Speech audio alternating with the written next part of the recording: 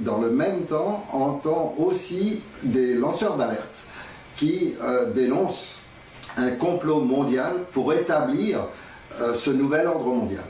Et tous ces lanceurs d'alerte, dans quelques domaines que ce soit des anciens militaires, que ce soit des informaticiens qui avaient accès à des informations confidentielles, que ce soit des banquiers qui dénoncent, ou des médecins qui dénoncent les faux vaccins, ou des enseignants qui dénoncent l'éducation scolaire actuelle.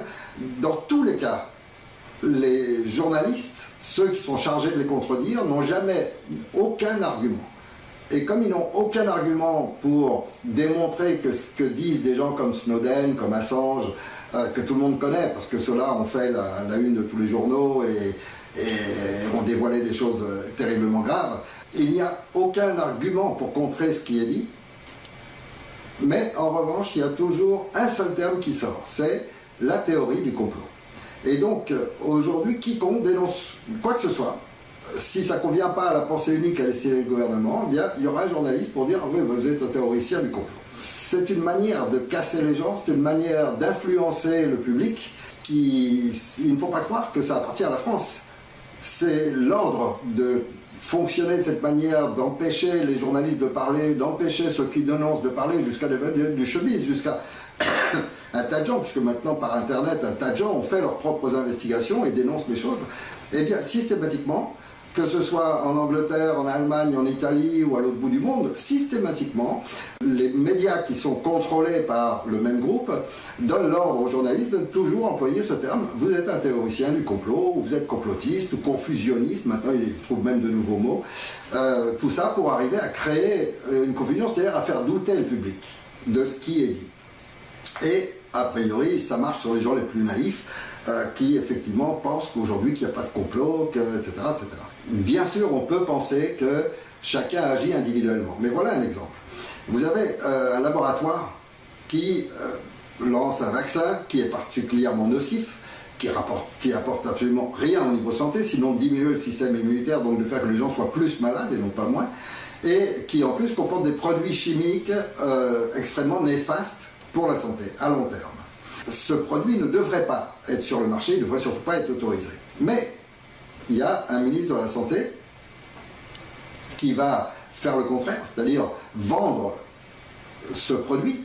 Donc, en tant que ministre de la Santé, ça ne paraît pas être de la publicité, mais il recommande pour le bien des gens de se vacciner. Protégez vos enfants, vaccinez-les. Et donc, tout ça, c'est de la publicité, mais merveilleuse pour les laboratoires. C'est extraordinaire. Et il devrait payer des fortunes encore plus grandes que les commissions qu'il donne à ses ministres pour obtenir autant de crédibilité dans le type de réclame qu'ils font. Et donc, ce schéma fait qu'il est indispensable pour eux d'avoir systématiquement des ministres de santé corrompus. Donc, il leur faut un moyen de contrôle. Qui va être ministre de la Santé, pour eux, c'est essentiel. Alors, on peut penser que c'est exclusivement mercantile, c'est-à-dire que les dirigeants du laboratoire, les propriétaires, disent on s'en fout de la santé des gens, notre intérêt c'est d'avoir des malades, donc au contraire, faites des vaccins, corrompez un ministre pour obtenir que ce vaccin soit autorisé et même recommandé, etc. Comme ça, on aura de plus en plus de gens qui l'auront et ça, dans les années qui suivent, le chiffre d'affaires, il n'y aura plus qu'à le tiroir caisse, il va fonctionner. Donc, on pourrait penser ça. Seulement, dès l'instant où ça devient une structure où les autres laboratoires s'associent avec eux pour le même résultat. C'est-à-dire que le ministre de la Santé en question ne va pas seulement favoriser un laboratoire, il favorise un type de vaccin. Et tous les labos s'engouffrent dans l'autorisation pour vendre leurs produits. Et donc il y a une quantité de laboratoires qui font des vaccins, qui vendent des produits, des faux produits, tout ce qui touche le diabète, le cholestérol, etc. Donc il y a tout un schéma global où forcément les laboratoires sont obligés de s'associer entre eux pour avoir une seule structure qui va garantir d'avoir le ministre de la Santé qui va accepter tout ça. Et une structure assez forte pour qu'ils aient les ministres de la Santé de tous les pays occidentaux, ou de la majeure partie en tout cas. Alors, ceux qui ont cherché tout ça ont découvert qu'il y avait une structure comme ça, elle s'appelle le Club Bilderberg, qui permet de sélectionner le Premier ministre, le chef du gouvernement, selon les régimes des pays, et que le principal amène et soit le responsable de la sélection des plus corrompus pour le mettre en place.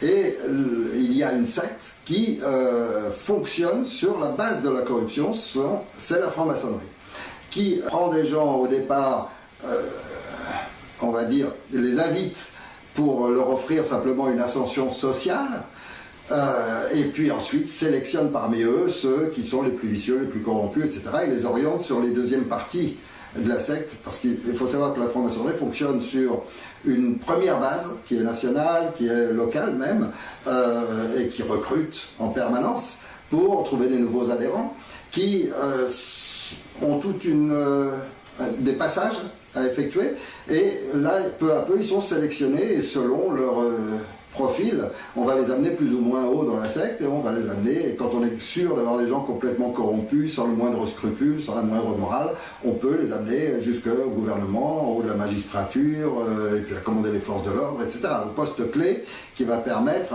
grâce à eux, d'avoir le contrôle sur l'ensemble de la société. Donc cette structure, elle existe, et puis elle est dénoncée tout au cours du 19e siècle, du 20e siècle. Il n'y a qu'à lire les ouvrages des anti-francs-maçons, lire les ouvrages des maçons qui sont repentis et qui ont eu accès donc à un grand nombre d'archives. Il n'y a qu'à lire tous les écrits des principaux responsables de la haute franc-maçonnerie, celle qui supervise toutes les francs-maçonneries du monde, qui sont religieuses. Il y a des francs-maçonneries musulmanes, juives, chrétiennes, hindoues, etc. Il y a des francs-maçonneries orientées exclusivement politiquement, il y a des francs-maçonneries uniquement sur les affaires, il y a plusieurs sortes. Mais tout ont ce schéma où, quand on arrive à un certain niveau, et tout en haut des plus hauts gradés, il y a possibilité d'accession aux francs-maçonneries internationales, c'est-à-dire au niveau de ce qu'on appelle la haute franc-maçonnerie. Et là, on arrive dans les sectes qui pratiquent tout l'inverse de ce qui est pratiqué par la basse franc-maçonnerie. Et donc, il y a toute la structure qui va permettre ce contrôle, et on peut penser et se dire, voilà, les laboratoires, ils profitent de ce système, et tout le monde en profite. Pour savoir s'il y a complot ou pas, il faut aller chercher qui sont les propriétaires de ces laboratoires. Et ces laboratoires ne sont pas que américains. Il y en a en Suisse, il y en a en France, il y en a en Angleterre, il y en a en Allemagne, il y en a en quantité. Et quand on fait des recherches sur qui sont les actionnaires de ces laboratoires, alors là, ça commence à changer. On s'aperçoit d'abord qu'il n'y a pas beaucoup d'actionnaires, et ensuite de ça que tous ces actionnaires représentent un certain nombre de familles, mais que toutes ces familles sont liées entre elles par une multitude d'alliances et qui remontent à plus de 100 ans en général. Donc il y a la petite fille de la famille machin qui a épousé le truc de la famille machin, etc. etc. Et donc c'est vraiment un monde familial. C'est-à-dire que les liens familiaux entre eux sont extrêmes. Ensuite, on peut se dire, c'est des liens familiaux, mais chaque famille est chez elle, ne parle pas aux autres, et les programmes pour lancer des trucs pour rendre les populations malades et qui est grandes consommatrices, chacun l'a pensé de son côté. Non, forcément, il y a des accords qui se font, parce que sinon, ils ne pourraient pas se mettre ensemble pour corrompre un gouvernement, un ministre de la Santé, un chef de gouvernement.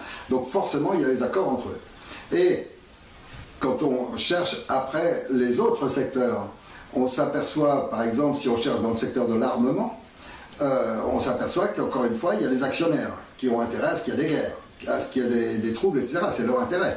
Donc plus il y a de guerre, plus ils vont vendre de marchandises. Alors on peut se dire, encore une fois, c'est mercantile, donc qui financent des terroristes pour détruire, pour attaquer un gouvernement, et qui fournissent des armes aux deux camps, ou qu'ils amènent un pays en guerre contre un autre et qui fournissent des armes aux deux camps. C'est uniquement dans un but mercantile. On peut penser ça. Et à ce moment-là, il faut aller chercher, encore une fois, qui sont ces mercantis, qui sont donc les dirigeants de ces sociétés. Et là, on arrive encore une fois à quelques familles. Mais, surprise, ce sont les mêmes que celles des labos. Et puis, si on continue, après, on cherche qui a mis en place ce codex alimentarius qui fait qu'aujourd'hui, toute l'alimentation des grandes surfaces est complètement dévoyée, qu'on amène les gens à être de plus en plus malades parce qu'on est ce qu'on mange. Et donc, avec une alimentation complètement diminuée en qualité, forcément, les gens ne nourrissent plus leur physiologie de la même manière et n'ont plus la quantité de vitamines, etc. Donc, alors, on va chercher qui a fait passer le Codex Alimentarius, qui contrôle les grandes industries alimentaires, qui contrôle ces industries monstrueuses d'élevage, etc. Et encore une fois, on retombe sur les mêmes familles. Alors, quand on continue comme ça, après, qui met en place tous ces schémas maintenant de destruction du système scolaire, tel qu'il est en place, pas seulement en France, dans tous les pays? Qui met en place ces systèmes de corruption de la jeunesse par le sexe, tel que ça se met en place aussi un peu partout? Voilà, on retrouve les mêmes schémas, et à chaque fois qu'on remonte tout en haut de l'échelle, de savoir à qui ça profite, on retombe toujours sur les mêmes familles. Alors, à partir de ce moment-là, on peut se dire quand même que ces familles, elles se réunissent entre elles. Et effectivement, quand on cherche, on découvre donc le Club Bilderberg, la trilatérale, on retrouve un certain nombre d'éléments. On trouve aussi les gens qui mettent en avant. Alors, après, il faut chercher dans leurs écrits ce nouvel ordre mondial, qu'est-ce que c'est? Et là, ils font des affiches, leurs propres symboles, leur doigt le carreau, etc. Donc, on a tout ce qu'il faut pour avoir les informations, parce que quelque part, elles sont accessibles.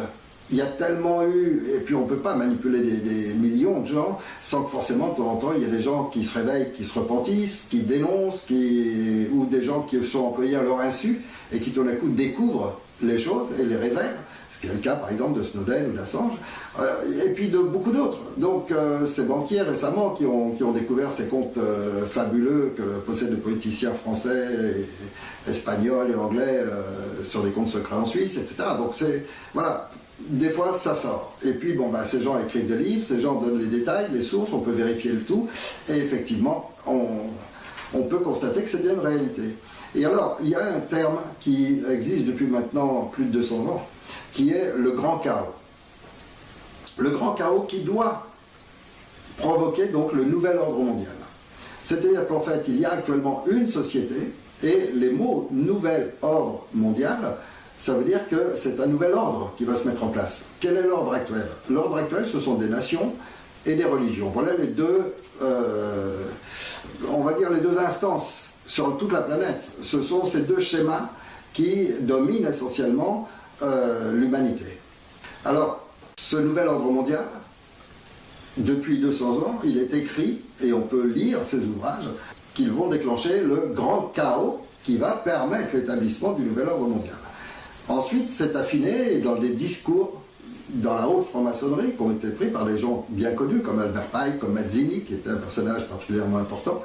On voit parfaitement qu'ils décrivent ce grand chaos, mais ils le décrivent comme une destruction.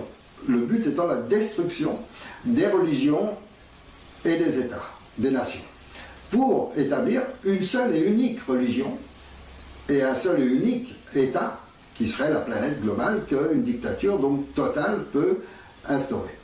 Alors, voilà ce qu'est ce nouvel ordre mondial qu'ils essayent de mettre en place. Au cours du temps, la science a évolué, les technologies ont évolué, et forcément, quand ils contrôlent l'essentiel, à savoir l'argent, à savoir les médias, l'information donc, ils ont pu empêcher durant toute la première partie du XXe siècle, ils ont pu empêcher l'information d'aboutir aux gens, et mener toutes leurs opérations avec assez de secret pour qu'elles ne se révèlent qu'à la fin du XXe siècle. Et puis ensuite, à la fin du XXe siècle, apparaît Internet. Et là, tout d'un coup, les gens peuvent mettre en ligne ce qu'ils ont lu, découvert dans ces ouvrages. Et puis ceux qui ont lu suffisamment, qui ont pris de l'avance sur le reste du monde, parce qu'ils ont lu énormément, ils ont dévoré des centaines d'ouvrages, approfondi complètement les sujets, fouillé, cherché les sources. Alors cela échange avec les autres qui en ont fait autant, qui sont dans d'autres pays et autres, et là tout d'un coup sort encore plus de découvertes, plus de réalité, et tout aboutisse toujours à la même chose. C'est-à-dire que ceux qui ont cherché à partir d'une source, à partir d'un pays, ou à partir d'une langue, ou à partir d'une religion, à découvrir et à chercher ce qui se passait, aboutissent au même résultat. Il y a un groupe qui a pour religion le satanisme, avec une étape précédente qui est le luciférianisme, et toute cette religion est basée sur la franc-maçonnerie et sur l'inverse de la présentation. Car le concept à l'origine est celui d'un type qui s'appelait Jacob Frank, qui consiste à toujours présenter un visage opposé à ce qu'on fait. Ça, c'est un principe essentiel, c'est celui qu'on trouve dans la franc-maçonnerie.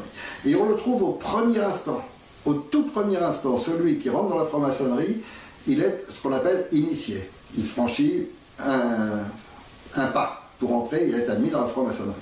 Or, ce pas est conçu de telle manière qu'on lui présente deux concepts totalement opposés.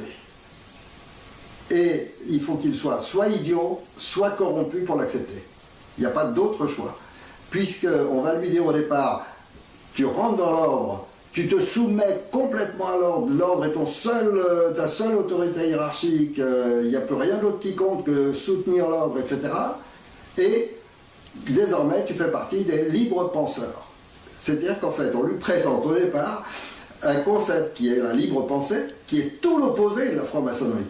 Et c'est sous le nom de libre penseur qu'on lui dit qu'il doit se soumettre complètement, mettre des vêtements ridicules, prendre toute une position complètement ridicule, suivre tout un rituel qui est vraiment pour les enfants de 8 ans, et donc de se soumettre au plus bas pour accepter d'être admis. Et donc, d'être admis en tant que libre penseur. On veut lui donner ce nom ensuite. Il se croit libre penseur. Il va lui-même se définir comme ça. Alors, soit il est vraiment bête, et puis effectivement, il ne se rend pas compte, et puis il va être utilisé, on lui fera monter un petit peu les échelons sociaux. C'est-à-dire que le principe même de la franc-maçonnerie, c'est de faire monter les gens socialement au-delà de leurs compétences réelles. De façon à ce qu'ensuite, ils soient complètement tenus par la franc-maçonnerie, obligés d'apporter les services qu'on leur demande, et ainsi de suite. Et c'est comme ça qu'ils contrôlent le pays. Mais le principe de toujours présenter la face inverse, c'est un principe qui est extrêmement ancien, qu'avait donc lancé Jacob Frank, et qui, avec sa religion, donc le franquisme, qui est une forme de luciférianisme, voulait à tout prix que tous ses membres soient soit musulmans, soit juifs, soit catholiques, et beaucoup de rabbins sont franquistes. Et donc présentent l'image du rabbin bien juif, etc. Beaucoup d'imams sont franquistes, et présentent l'image du bon imam, etc. Comme des prêtres, etc. Donc c'est vraiment une image. Et le principe a perduré. Et donc aujourd'hui, c'est ce schéma qu'on retrouve absolument partout. Quand vous avez des organismes de défense de l'enfance, la plupart du temps, beaucoup d'entre eux sont montés par des pédophiles. Les orphelinats, montés par des pédophiles, etc. Alors après, pour s'y retrouver, c'est pas facile, parce qu'il y a aussi des associations complètement sincères qui cherchent réellement à défendre l'enfance. Et dans tous les domaines, protection de la nature, protection de ci, protection de ça, défense de ci, défense de ça. Et donc, sur cette masse, il est très difficile de savoir celles qui sont réelles et puis celles qui sont le contraire. Et donc, vous avez des entreprises chimiques, etc., qui montent des associations de protection de la nature pour pouvoir déverser leurs saloperies et détruire la nature. Et c'est extraordinaire, ce schéma de face inversée par rapport à ce qu'on fait. Mais tout notre monde actuel est comme ça. Et donc, quand vous avez, par exemple, un concept économique tel que la privatisation. Donc privé, le mot déjà privé, c'est déjà retirer, c'est restreindre. La privatisation, systématiquement, c'est abandonner quelque chose qui appartient à tous pour le mettre entre les mains de quelques-uns. Ça, c'est de la privatisation. Alors pour que ce soit plus joli et que le mot dise le contraire, eh bien maintenant on appelle ça non plus restreindre, mais libéralisation. Et donc c'est ce qu'on appelle maintenant le système libéraliste, qui en réalité est tout l'opposé de la liberté. Et donc c'est toujours ce jeu avec les mots qui fait qu'on a beaucoup de mal à s'y retrouver. Alors un petit truc en ce qui concerne toutes ces associations de défense des enfants, des protections de la nature, enfin toutes ces associations, etc., pour arriver à savoir celles qui sont vraies et pas vraies, celles qui sont sincères, celles qui, les orphelinats, etc. Moi j'ai trouvé un moyen, c'est que celles qui reçoivent le plus de subventions de l'État, souvent ce sont celles dont il faut le plus se méfier. Celles qui sont grandes, puissantes, qui reçoivent d'énormes subventions, qui sont très aidées. C'est souvent celles-là qui sont les plus inverses à la réalité de ce qu'elles font. Parce que les petites associations vraiment sincères, elles ne sont pas beaucoup aidées par l'État. Donc, pour en revenir donc à ce schéma global, ils ont, en fin de siècle, eu affaire à Internet, qui a permis donc ce développement d'informations au niveau du peuple et au niveau de plus en plus de gens, et beaucoup de gens maintenant savent tout cela et savent qu'il y a bien un complot pour déclencher un grand chaos mondial. Le chaos lui-même s'est développé avec les technologies, avec les nouveaux outils, les nouveaux moyens que met à la disposition la science. Seulement le public est de moins en moins naïf et il commence à se rendre compte que tout le monde ne peut pas être complotiste, paranoïaque et inventer un complot imaginaire. Il y a bien un complot, il y a bien une machination pour établir une dictature mondiale, et on la trouve écrite dans leurs propres ouvrages. Donc si on lit les ouvrages de tous ces gens des sectes de la haute franc-maçonnerie, donc les Pike, Mazzini, mais aussi beaucoup d'autres, quand on lit les archives des repentis, quand on lit les textes des anti-francs-maçons, qui eux ont travaillé énormément à démontrer tout ça durant tout le 19e siècle, alors on commence à voir que c'est bien parfaitement décrit et que ce grand chaos, voilà en quoi il consiste. Et là, on approche tout à fait de la date. Il y a une dizaine d'années, lorsque j'ai écrit la démosophie, j'avais dit, selon tout ce que j'avais lu, que probablement la date serait entre 2018 et 2025. La période durant laquelle c'est le chaos absolu sur toute la planète. Pour qu'ensuite, en 2025, arrivent les sauveurs, qui, une fois qu'il restera un certain nombre de survivants sur Terre, arriveront comme des sauveurs en disant « maintenant on va vous sauver, mais vous êtes soumis, vous êtes nos esclaves » et installer leur dictature absolue. Alors, ce grand chaos, pour le lancer, le concept actuel, c'est celui-ci. Le principe, ça consiste déjà à faire envahir les pays par une deuxième ethnie. Ça, c'est un principe de base. Parce que pour provoquer une guerre civile, il faut que les gens se reconnaissent. On ne peut pas faire une guerre civile, c'est pas facile en tout cas, on l'a vu dans les guerres entre protestants et catholiques, c'est pas simple. Donc si on veut une guerre civile efficace et qui dure, il faut une guerre civile, il faut une deuxième ethnie dans le pays. Alors pour ça, ils ont lancé un programme il y a pas mal d'années maintenant pour faire entrer énormément de gens de type oriental dans le monde européen. Parce que le monde qu'ils doivent complètement détruire en premier, c'est le monde occidental. Et toute l'Europe est la première cible. Et la France plus particulièrement, ça je l'ai expliqué dans une autre vidéo. Et donc, faire entrer sur toute l'Europe une multitude de gens haineux de l'Europe. De gens qui vont constituer des armées, qui vont pouvoir déclencher une guerre civile. Pour ça, il faut d'abord les populations. Donc il faut une deuxième ethnie dans le pays. Pour ça, donc, ça fait maintenant pas mal d'années qu'il faut rentrer de plus en plus de gens, tous, mais à condition qu'ils aient toujours cette ethnie différente. Et donc qu'on puisse les associer ensemble. Ensuite, la deuxième étape, ça consiste à faire entrer et à créer à l'intérieur du pays des systèmes pour empêcher l'intégration. Or, pour empêcher l'intégration, il faut nourrir les haines entre les deux groupes. Donc ça, ils ont su habilement le faire, en procurant par exemple, très souvent au niveau de la justice, etc., énormément d'avantages à cette nouvelle ethnie. Et puis, en même temps, accuser toujours l'une et l'autre. Et donc, ça, c'est vicieux, mais c'est ce qui est en train de se faire. Je vais en parler un peu plus en détail, les techniques qui sont employées, mais c'est ce qui est en train de se faire, donc, actuellement.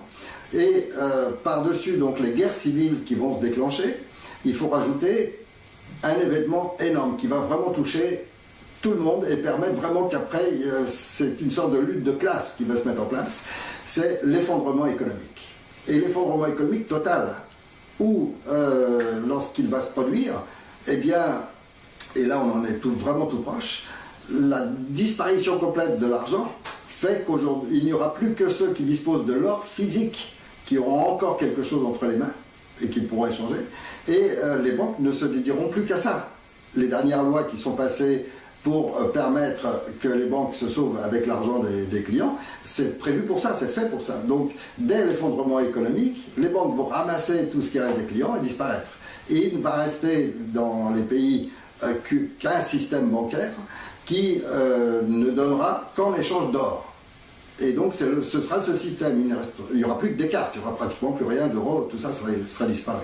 Donc, il n'y aura plus que ceux qui auront des cartes pour travailler sur ce système bancaire. Et ils n'auront ces cartes que s'ils ont de l'or. Donc, ça va faire toute une classe qui sera les ultra privilégiés, qui pourront survivre un peu plus, quand toute la masse, elle, se débattra avec les problèmes d'alimentation, avec tous les problèmes basiques, et en même temps en étant en guerre civile. Donc, c'est une situation absolument totalement chaotique qui détruit un pays très rapidement. Et on est à deux doigts de cette situation.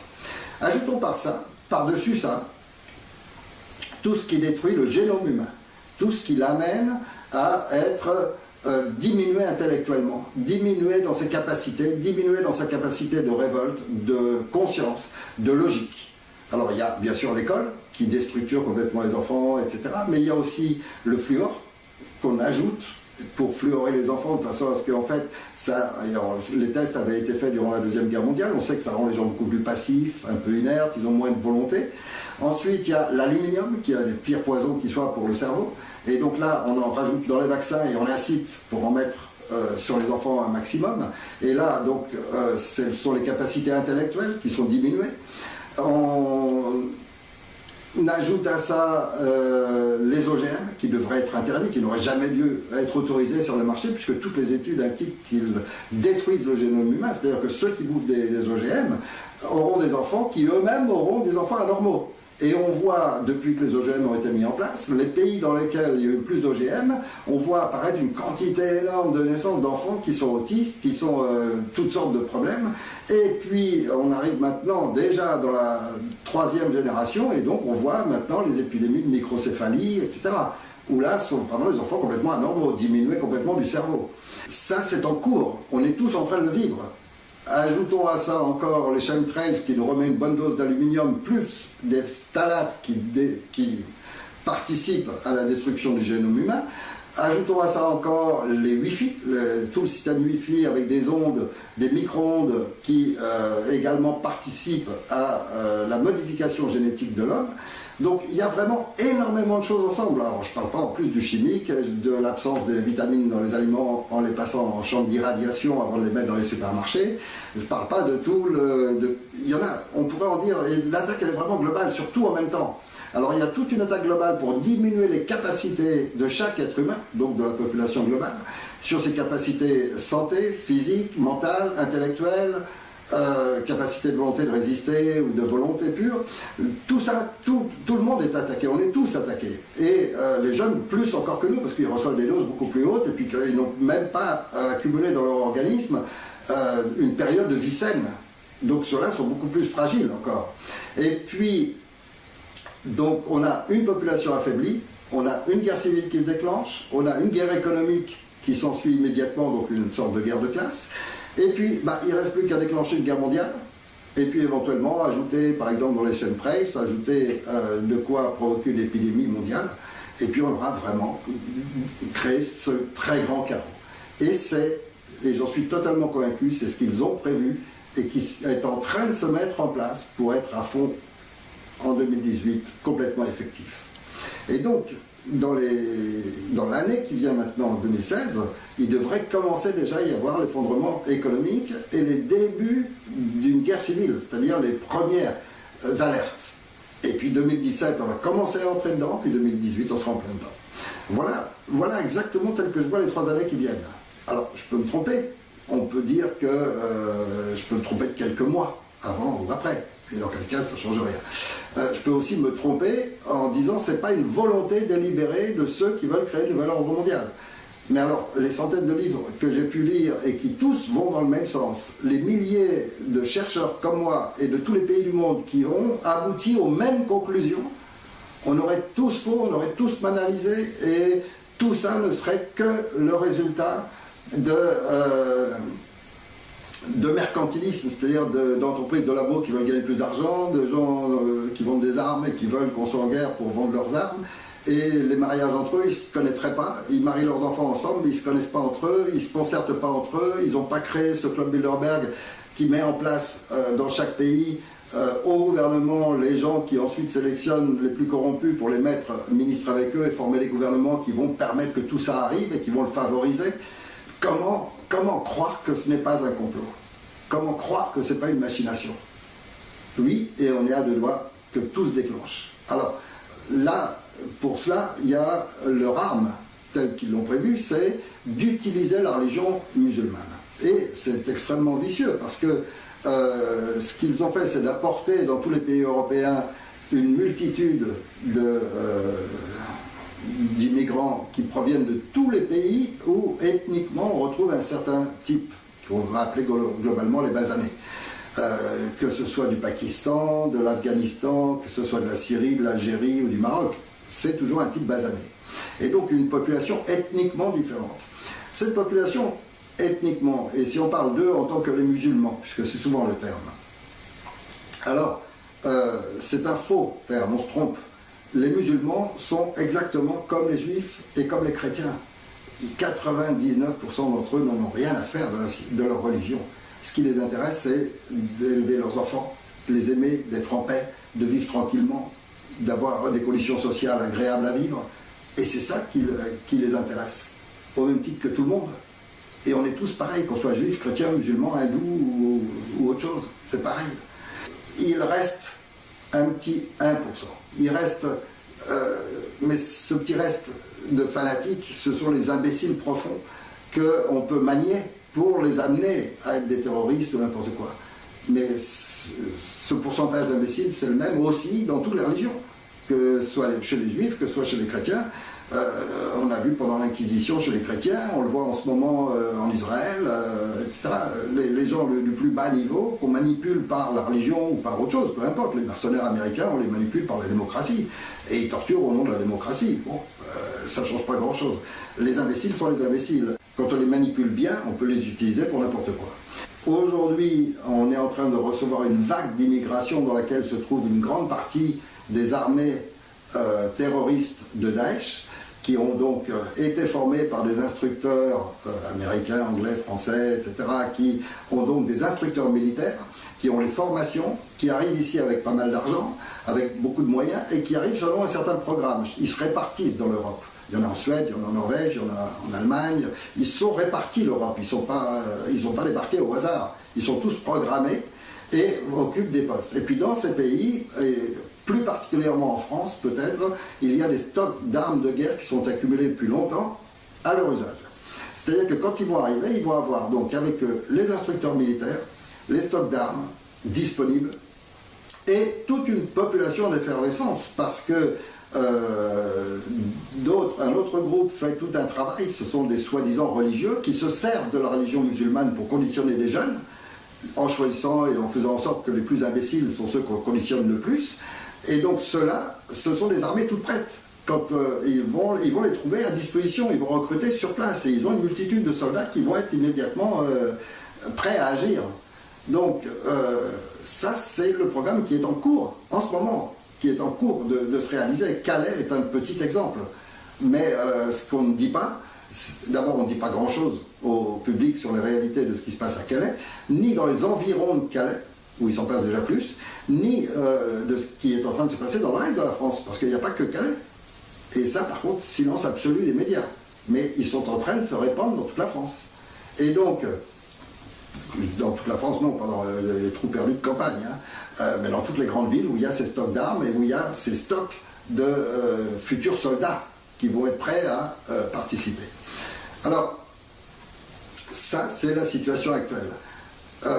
La réalité sur l'islam, elle est bien différente de ce qu'on nous fait croire. Le gouvernement français a travaillé à cela. Il a fait en sorte, au niveau des lois, etc., de commettre des injustices, soit vis-à-vis des musulmans, soit vis-à-vis des Français, en faveur des musulmans. Et ces injustices, menées par l'État français, ont provoqué les haines qui montent petit à petit d'un clan à l'autre. Alors, dans un premier temps, c'était surtout pour des injustices vis-à-vis de tous ces émigrés qui venaient, et donc qui ont vu la société française à haïr. Et ensuite, depuis 15-20 ans, c'est un petit peu le contraire, où on favorise beaucoup d'intérêts musulmans pour créer la haine des Français envers les musulmans. Et le mot musulman est faux, puisque ce ne sont pas des musulmans, ce sont les gens qui sont venus épouser la vie française, le pays de la Déclaration des droits de l'homme, le pays où on vit bien. Et ce sont les gens qui sont venus pour vivre bien. Après, leur religion, elle est personnelle. Chacun rentre chez soi, pratique la religion qu'il veut. C'est dans nos règles françaises, c'est notre Déclaration des droits de l'homme. Et ils sont venus chercher ça, le droit de pratiquer leur religion en paix et librement. Mais ils sont aussi venus vivre la vie française, ils sont français avant tout. Et donc ils défendent les valeurs françaises. Seulement, pour leur malheur, ils sont basanés. Donc, dès l'instant où une population est déjà conditionnée, et je vais expliquer le conditionnement qu'ont reçu les Français à ce sujet, à partir du moment où une population est déjà conditionnée, il suffira de déclencher quelques attentats graves par ces quelques fanatiques qui auront recruté les mercenaires qui sont venus pour ça, pour que aussitôt tous les musulmans de France seront en danger, seront considérés comme étant leurs alliés.